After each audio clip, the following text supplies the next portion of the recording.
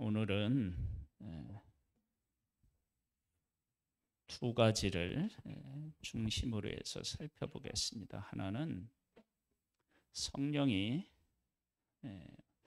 우리에게 임하면 도대체 우리에게 어떤 일이 일어나는지와, 그리고 하나님께서는 우리 한 사람 한 사람을 어떻게 쓰기를 원하시고 어떻게 받기를 원하시는지, 그 두 가지를 중심으로 해서 한번 말씀을 나눠보겠습니다. 테오빌로여, 내가 먼저 쓴 글은 누가복음을 의미합니다.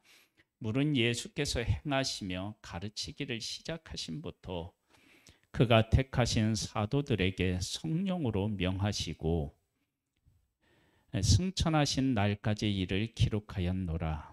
그가 고난 받으신 후에 또한 그들에게 확실한 많은 증거로 친히 살아계심을 나타내사 40일 동안 그들에게 보이시며 하나님의 나라의 일을 말씀하시니라. 예수님이 이 땅에 오셔서 친히 오셔서 사람을 만나시고 사람 가운데 일하시고, 그 다음에 십자가에서 죽으시고 다시 부활하셔서 제자들에게 만나셨다는 거예요. 그렇게 예수님께서는 우리를 위해서 하실 수 있는 모든 일을 다 하셨음에도 불구하고 제자들은 그런 예수님이 어떤 예수님인지를 제대로 모르는 상태에 지금 있습니다. 사도와 함께 모이사 그들에게 분부하여 이르시되 예루살렘을 떠나지 말고 내게서 들은 바 아버지께서 약속하신 것을 기다리라. 요한은 물로 세례를 베풀었으나 너희는 몇 날이 못 되어 성령으로 세례를 받으리라 하셨느니라.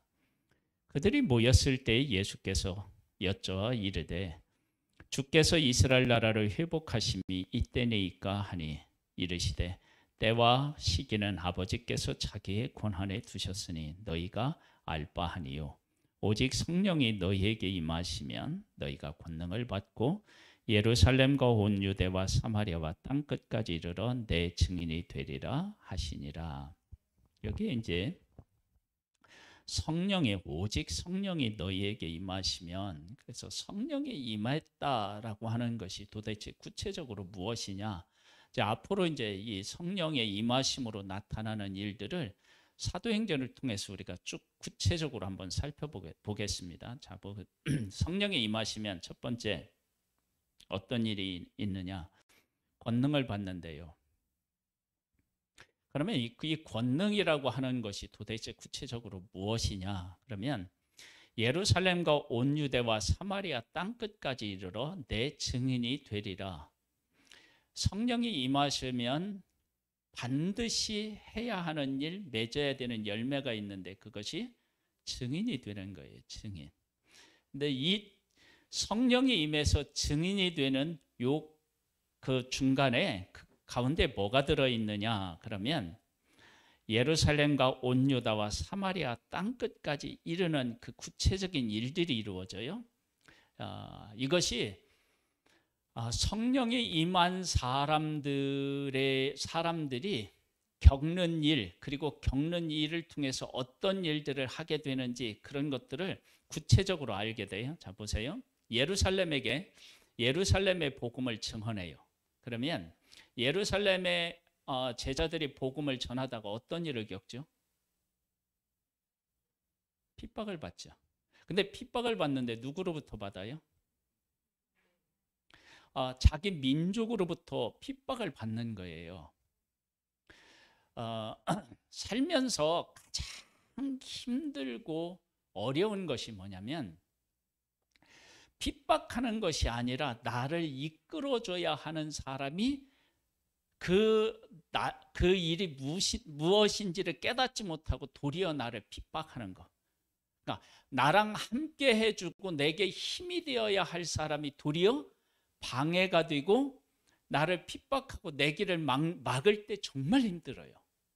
그러니까 제자들이 예루살렘에서 복음을 전하는데 예수님을 십자가에 못 박았는데 예수님이 다시 부활하신 것들이 이제 증거들로 나타난다면 유대 종교 지도자들이 그러한 일이 있을 때 회개하고 돌아와야 되잖아요. 그런데 회개하고 돌아오는 것이 아니라 예수님을 믿고 따르는 제자들을 박해한단 말이에요. 핍박한단 말이에요.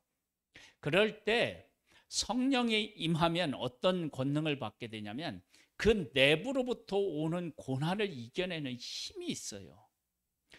우리가 왜 성령의 충만함을 받아야 되느냐? 그러면 우리가 교회 생활을 하잖아요. 그러면 교회 생활을 하는데 교회 안에서 나를 힘들게 하는 사람이 있다고요. 가정에서도 나를 힘들게 하는 사람이 있을 수 있어요. 그런데 그렇게 힘들게 하는 사람이 있어도 성령이 임하면 그것을 이겨내는 힘이 있는 거예요. 그러니까 예루살렘, 온 유다, 사마리아 땅끝까지 이르러서 내 증인이 된다. 그때 첫 번째는 증인이 되려면 뭐가 필요하죠? 봐야 되죠. 제자들은 예수님과 함께 살아서 봤죠. 봤는데 제자들은 예수님이 하신 일을 보았는데, 몸으로 체험했는데 봤나요? 못 봤나요? 못 봤어요. 못 봤다는 가장 강력한 증거가 뭐냐면 맨날 논란이라, 맨날 논란이라, 맨날 논란이라 이렇게 돼 있어요. 놀랬대요. 그런 일이 예수님으로부터 일어날 것을 모르는 거예요. 그런데 사도행전에 가보면 왜 그렇게 생각하느냐, 이런 일들은 예수 그리스도 안에서 얼마든지 일어날 수 있다, 그렇게 말하고 다른 사람들은 어떻게 해요? 놀라. 다른 사람은 놀라는데 제자들은 어떻게 해요? 안 놀래. 왜? 이런 일들이 예수 그리스도의 이름으로 일어날 줄 아니까. 그러니까 그 성령이 임하고 난 후에야 비로소 누구로 쓰냐면 증인으로 쓰는 거예요. 예수님을 예수님으로 본 거예요. 그전에는 어떻게 되느냐, 예수님과 함께 3년 동안 살았고 예수님이 십자가에 못 박혀 돌아가신 것도 알고 부활하신 것도 그들이 봤음에도 불구하고 사실 증인의 삶을 못 살았어요. 왜? 안 보이니까. 진짜가 안 보이니까. 그게 진리고 그게 생명이라는 사실이 안 보이니까. 그러니까 지금 우리들도 예수님을 믿은 지가 오래되었다 하더라도 내가 왜 예수 그리스도에 대해서 말하지 못하고 그것을 위해서 살아가지 못하느냐, 그러면 성령에 의하여서 예수님이 어떤 분이신지 하나님의 어떤 분이신지를 못 만났기 때문에 그래요. 그러면 내가 그렇게 많이 봤어도 그 본 것이 정말로 생명이며 지금 내 삶에서 일어나고 있는 기적이라고 하는 사실에 대해서 깨닫지를 못하는 거예요. 그러니까 성령이 먼저 오시면 어떻게 되느냐, 그러한 일에 대한 확신을 갖게 되는 거예요. 그런 확신을 갖게 되면 예루살렘 내 복음을 증언해요. 그런데 예루살렘에 증언하면 어떤 일이 있다고요? 복음을 깨달아 알고 그 백성들을 이끌어야 할 대제사장, 서기관, 바리새인, 장로들이 도리어 어떻게 해요? 핍박하는 일이 있어요. 그런데 그렇게 핍박한다고 제자들이 그 핍박에 굴하거나 그 핍박 때문에 상처를 받고 그렇게 하지 않아요.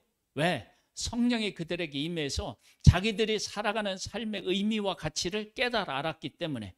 그래서 나중에 이들이 뭐라고 고백하느냐면 자기들이 십자가를 증언할 수 있는 자격, 그렇게 할 수 있도록 부름을 받았다는 것, 그렇게 쓰임받았다라고 하는 것에 대해서 감사해요.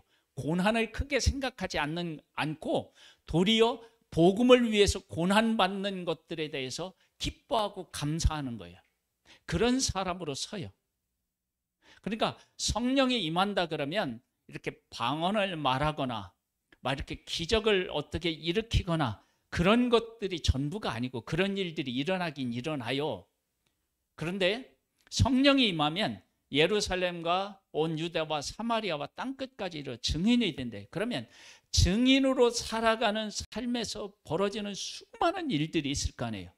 그런 일들을 이겨나가는 힘이 어디로부터 오느냐면 성령이 임했을 때 우리가 권능을 받으면 그런 일들을 할 수 있게 되는 거예요. 그래서 예루살렘에서 예루살렘의 특징은 뭐라고요? 이끌어야 할 사람이 도리어 핍박하는데 그것 때문에 좌절하지 않아요. 정말 하나님의 성령이 임한 사람은, 제가 목사인데 이 목사인 제가 정신을 차리지 못하고 하나님의 일을 똑바로 하고 있는 우리 성도님들한테 막 휜자를 하며 그렇게 살아도 되냐고, 예? 막 이렇게 내가 한다고 하더라도 정말 성령이 임해서 예수로 충만한 사람은 담임 목사인 제가 그렇게 해도 어떻게 해요? 거기에 굴하지 아니하고 끝까지 복음을 전하며 살아가는 사람이 된다는 거예요. 그러니까 성령이 임해야 돼요.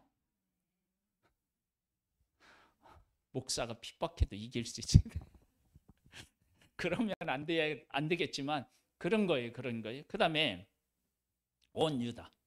지금 종교 지도자들만 반대한 게 아니라 종교 지도자들이 그 유대인들을 다 선동하고 그래서 그들을 어떻게 해요? 방해하잖아요. 핍박하잖아요. 그런데 그들에게도 어떻게 해요? 찾아가서 어떻게 복음을 전하는 거예요. 아직도 예수 그리스도가 오셔서 십자가에서 죽으시고 부활하셔서 새로운 시대가 열렸는데 그걸 모르고 아직도 구약에 있는 그 유대인들을 향하여 아니다, 우리가 행위로 구원을 얻는 것이 아니라 믿음으로 구원을 얻는 것이다, 그것을 사람들에게 찾아가서 막 전하는 거예요.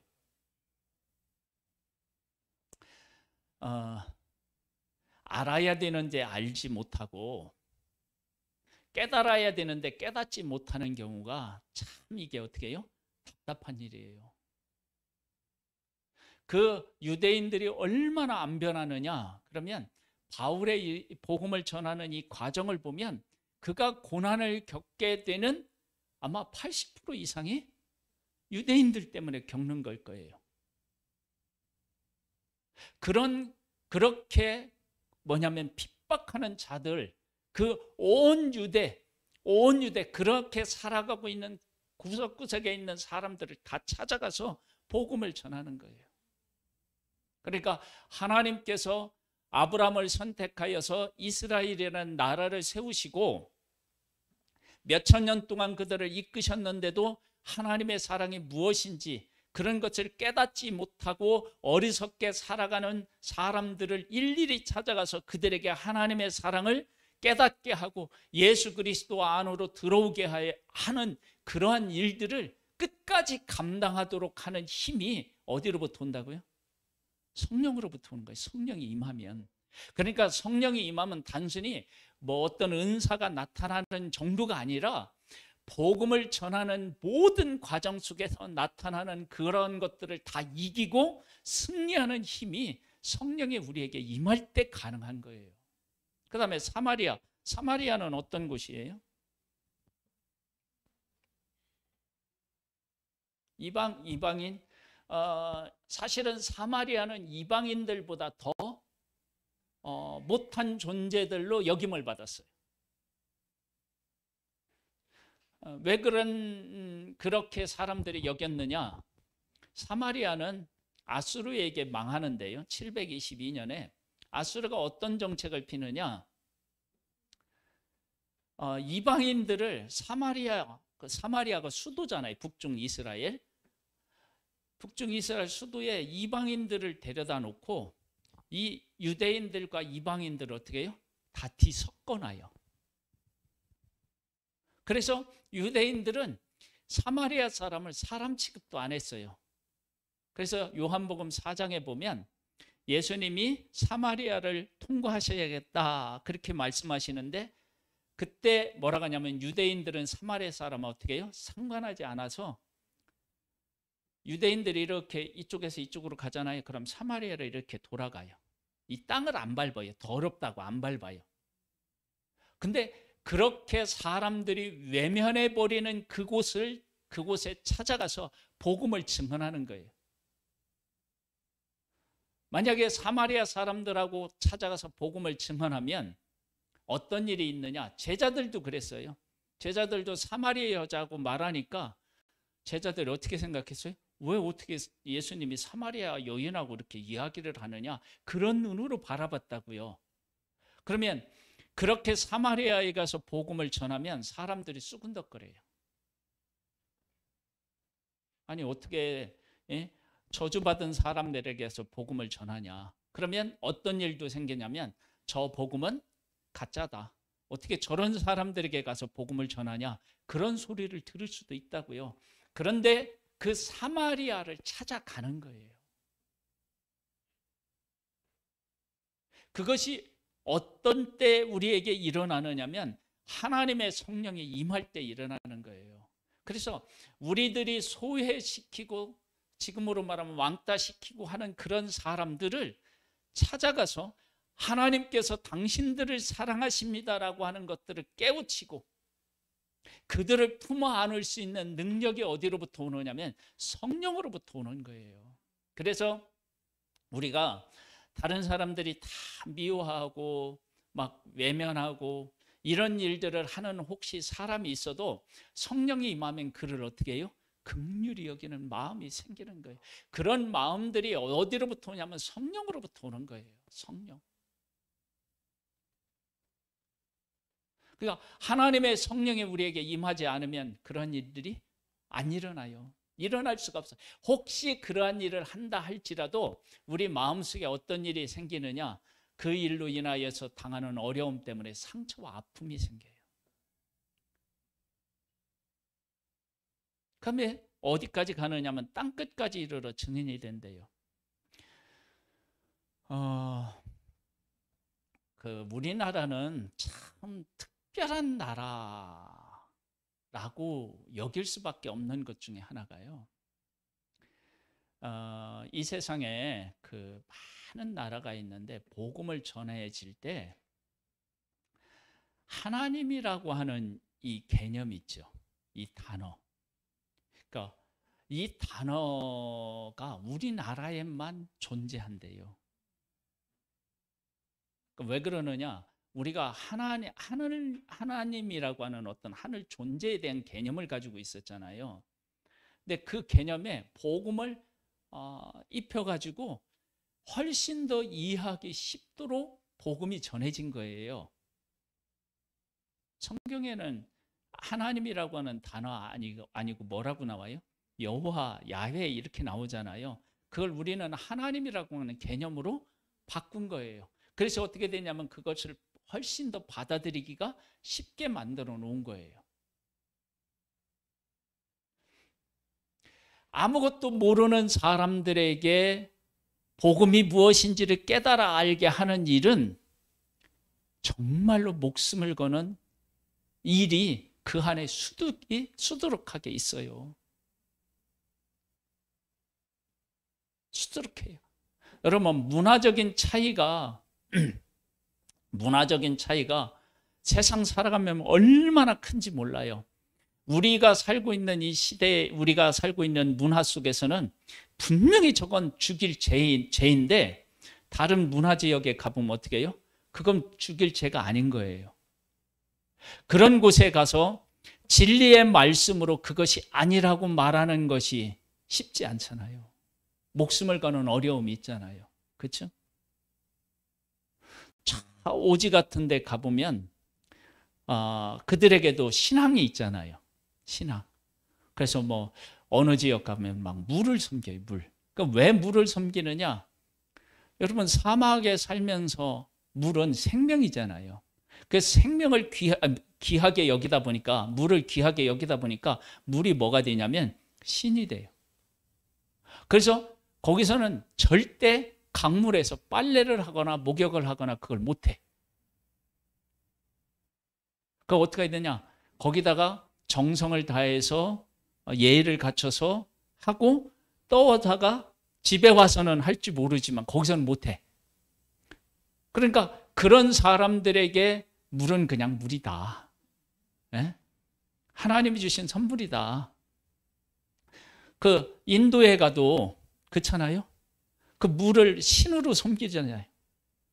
신처럼. 그렇죠? 그런 곳에 가서 진리를 가지고 전하려면 얼마나 힘든 일이 있겠어요. 그런 일들을 성령이 임재하지 않으면 할 수가 없는 일이에요. 그러니까 성령이 너희에게 임하시면 너희가 권능을 받고 예루살렘과 온 유다와 사마리아와 땅끝까지 이르러 내 증인이 되리라고 한 말씀이 단순히 어떤 힘으로서만 오는 것이 아니라 복음의 증인으로 살아가면서 겪게 되는 모든 문제를 그 권능을 받을 때 비로소 해결하고 바른 길을 걸으며 승리할 수 있다라고 하는 것을 우리에게 분명하게 말씀하고 있는 거예요. 그러면 우리가 살아가는 데 있어서 성령을 받아야 돼요, 안 받아야 돼요? 그것도 충만히 받아야 돼요. 그러니까 성령에 대해서 거부감을 가지면 안 돼요. 그러니까 성령이 단순하게 어떤 능력을 덧입는 그런 정도가 아니라 내가 예수 그리스도를 만나고 그 예수 그리스도의 이름으로 살아가고 그 예수 그리스도를 사람에게 전하는 모든 곳에서 일어나는 그런 일들을 다 해결하고 승리하도록 만들어내는 그 존재, 그것이 성령의 존재예요. 그러니까 우리에게 성령이 임해야 되는 거예요. 성령이. 한번 볼까요? 말씀을 마치시고 그들이 보는데 올려져 가시니 구름이 그를 가리어 보이지 않게 하더라. 올라가실 때 제자들이 자세히 하늘을 쳐다보고 있는데 흰옷 입은 두 사람이 그들 곁에 서서 이르되 갈릴리 사람들아 어찌하여 서서 하늘을 쳐다보느냐? 너희 가운데 하늘로 올려지신 이 예수는 하늘로 가심을 본 그대로 오시리라 하였느니라.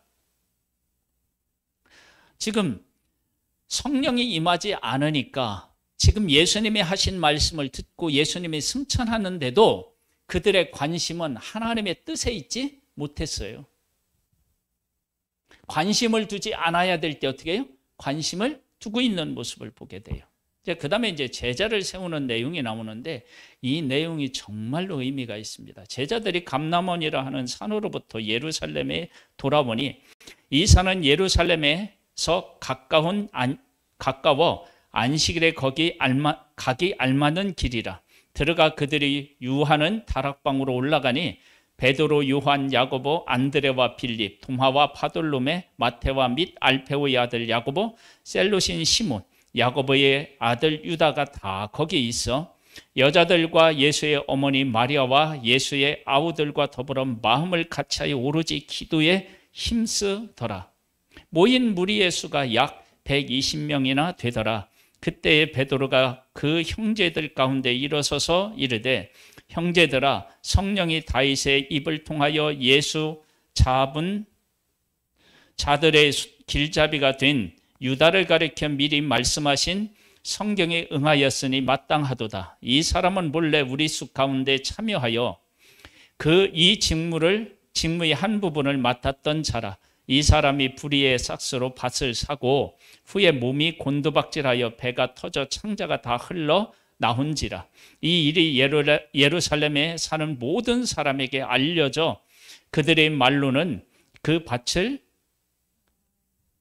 아겔다마라 하니 이는 피밭이라는 뜻이라.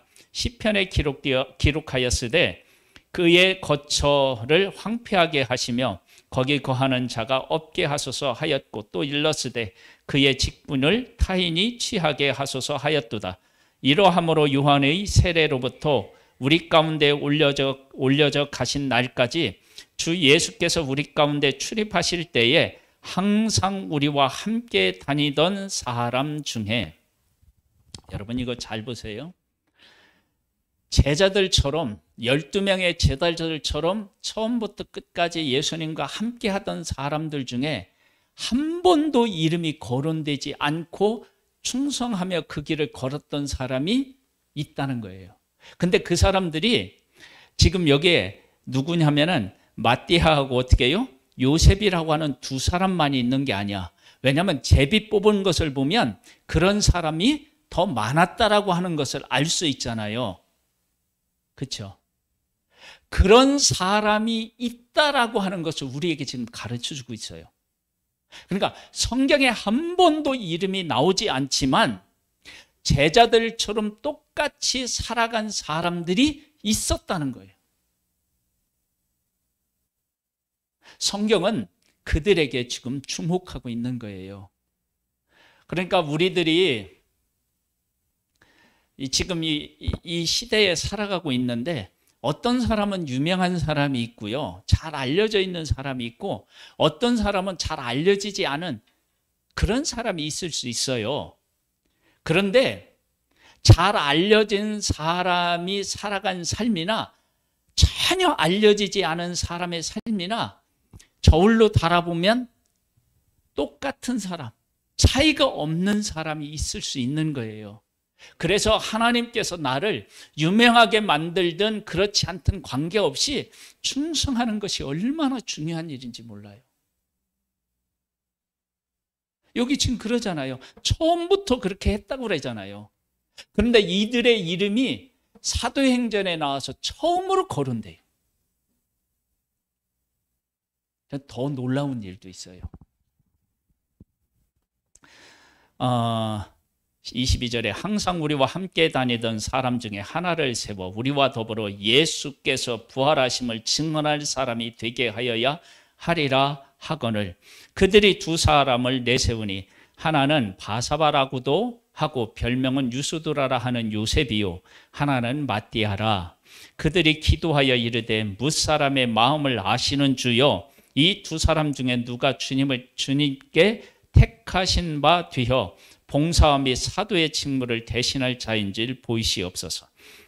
유다는 이 직무를 버리고 제 곳으로 갔나이다 하고 제비 뽑아 마띠아를 얻으니 그가 11사도 예수에 들어가니라.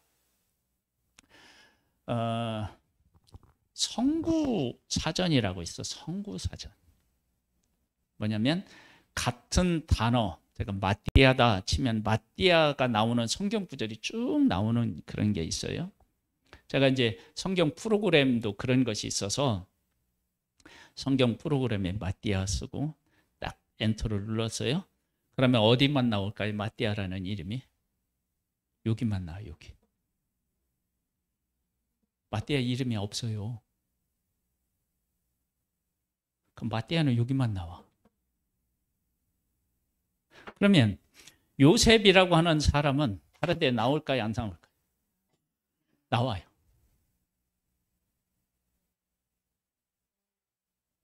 예? 예. 아니 여기에 누구냐면 바사바, 유수도라 이렇게 나온다니까요. 예, 복음서 위에 저희 서신서에 가보면 이 사람의 이름이 있어요. 그리고 여기에 이제 바나바라고 하는 이 사람도 하나님 앞에 충성했기 때문에 별명처럼 붙은 단어죠. 그렇죠? 그러면 이 요셉이라고 하는 이 사람이 그때 당시에 마띠아보다 훨씬 더 충성했던 사람인 것을 우리가 알 수 있어요. 그런데 마띠아는 딱 한 번 여기에 나오고 안 나와요. 근데 유수도라고 하는 사람은 다른 곳에 또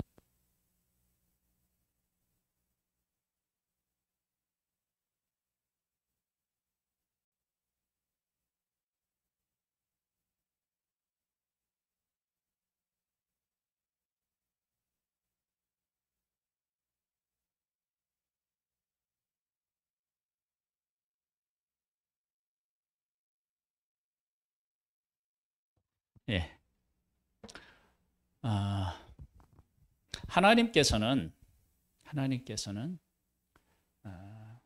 사람 한 사람 한 사람을 받을 때 이거 잘 보셔야 돼요. 이 지금 마띠아하고 요셉이라고 하는 이 사람들은 제자들처럼 예수님과 늘 함께하며 다녔다고 그랬죠. 여기 뭐라고 했다고 그랬죠 아까?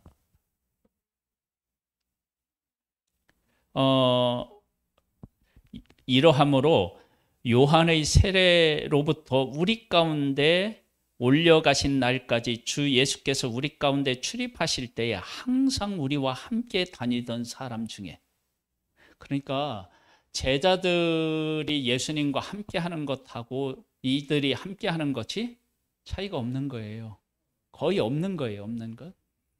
그런데 이들에 대한 언급이 복음서에는 안 나와요. 그냥 무리로 나올 때는 나올 수 있겠지만 안 나와요. 하나님하고 하나님의 일에 이렇게 헌신된 사람인데 숨어있는 사람이 있다는 거예요. 그들에 대해서 주님은 관심을 갖고 계시다는 거예요. 그 다음에 마띠아는 별명도 없어요. 그리고 이름도 여기에서 한번 12제자로 나오고 나서 안 나와. 안 나와요. 그런데 하나님께서 그런 존재를 콕 집어서 어디에 가입하게 하셨어요? 12제자에 가입하게, 사도의 제자에 가입하게 하셨어요. 그 다음에 요셉이라고 하는 사람은 유명한 사람인데 12사도에는 가입 안 됐어요. 그런데 그가 교회를 위해서 헌신한 일은 뒤에 보면 또 나와요. 하나님께서 우리가 복음을 위해서 일할 때 정말로 이름 없이 빛도 없이 사용하는 사람이 있습니다. 그리고 마띠아처럼 정말로 아무것도 기록되어, 그가 한 일이 기록되어 있느냐? 없어요. 함께 했다는 것 외에는 없어요. 그런데 그가 12사도에 가입되어 있어요. 그러면 나중에 성경에서 이야기하는 것처럼 구약의 12지파 그리고 신약의 12사도 제자 이 얘기를 할 때 그 안에 누구가 포함되어 있는 거예요?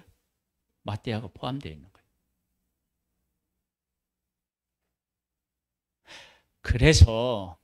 그래서 우리가 정신을 바짝 차려야 돼요. 어떻게 바짝 차리느냐? 다른 사람은 하나님이 알아주고 그리고 다른 사람에게 막 인기가 있고 그래서 막 별명을 얻고 그렇게 하나님을 섬기는 것이나 이름도 없이 빛도 없이 섬기는 사람이나 하나님께서는 차별하지 않으시는 거예요. 이 처음부터 예수님이 승천하시고 부활하심을 증언한 이 일에 가입한 이 두 사람이 외에도 또 있다고 그랬잖아요. 그러니까 제비 뽑아서 두 사람을 얻은, 두 사람이면 중에 그럼 두 사람만 있는데 둘 중에 한 사람을 제비 뽑은 거예요? 아니죠. 여러 명 중에서 두 명의 후보를 받아서 그 중에 한 사람을 뽑은 거 아니겠어요, 이게? 그렇죠? 그렇다면 그런 사람이 많은데 그 많은 사람들 중에 이름이 안 나오잖아요, 그 사람들은. 그러면 그 사람들을 하나님이 외면하는 게 아니라 그 사람 중에 마띠아라는 사람을 세워서 사도로 가입하게 하신 것은 너희들 전체를 그렇게 귀하게 여긴다라고 하는 거고, 요셉하고 마띠아 두 사람을 추천했는데 그중에 요셉은 탈락했잖아요. 그래도 나는 너를 귀하게 들어 쓰신다라고 하는 의미로 다음에 어떻게 이 사람의 이름이 거론되어서 하나님의 일을 한 것을 이야기하고 있단 말이에요. 여러분, 이건 충성이 아주 중요한 것을 우리에게 이야기하는 거예요. 우리가 하나님을 일을 해도 인간적으로는 전혀 알아주지 않는 상태에서 살아가다가 하나님 앞에 갈 수 있다니까요. 그런데 그런 사람을 얼마나 소중하게 여기느냐면 마띠아 한 사람을 들어서 얘기하는 거예요. 어떻게? 사도에 가입했잖아. 그러니까 너희들 전체가 12사도에 가입되지 않은 너희들 전체가 처음부터 지금까지 복음과 함께 했던 너희가 사도로 가입할 만큼 너희들은 어떻게? 소중한 존재야 라고 말씀하시는 거란 말이에요. 이해가 되시나요? 그러니까 지금 내가 사람들에게 알려지지 않고 하나님께서 나를 막 귀하게 들으시지 않는 것 같은 것 때문에 실망하며 좌절하는 것은 내게 무엇이 없어서 그래요? 성령이 우리에게 오시지 않아서 그래요. 성령이 우리에게 오시면 어떤 일이 생기느냐? 그런 일에 실망하고 좌절하지 않는다니까요. 내게 맡겨진 일들만 어떻게 해요? 충성스럽게 감당하는 거예요. 이런 사람을 이름하여서 뭐냐면 충성된 종이라고 하는 거예요. 충성된 종. 요셉이라고 하는 사람은 하나님께서 그 형제들이 절하고 부모가 절하고 이런 사람으로 만들어 주시겠다 하나님이 꿈을 2번 꾸게 하셨잖아요. 그런데 종으로 팔려가고 노예로 팔려가서 어떻게 해요? 노예 생활하고 감옥살이 하는 거예요. 그런데 그때 요셉이 그런 외부적인 환경 때문에 실망하고 좌절했느냐? 아니에요. 충성한 것을 보면 알아요. 그렇게 충성했을 때 하나님께서 그를 어떻게 해요? 총리가 되게 하셨죠. 여러분, 이 땅에 살아가면서 하나님께서 나를 높여주지 않아도 끝까지 충성하면 어떻게 되냐? 하늘의 별과 같이 우리를 빛나게 하실 거예요. 여러분, 그런 일을 감당하기 위해서 성령의 충만함을 소망하시고 성령의 능력으로 우리의 한 번밖에 없는 인생을 복된 그런 인생으로 하나님과 함께 이렇게 만들어갈 수 있는 우리 성도님들이 다 되시기를 주님의 이름으로 축복합니다. 하나님 아버지, 성령이 임하시면 너희가 권능을 받고 예루살렘과 온 유다와 사마리아와 땅끝까지 이르러 내 증인이 되리라고 말씀하셨습니다. 이 놀라운 역사들이 우리들 가운데 일어나기를 소망합니다. 우리를 통하여 일하실 하나님을 찬양하오며 예수님의 이름으로 기도드립니다. 아멘. 일어나서 찬양을 드리겠습니다.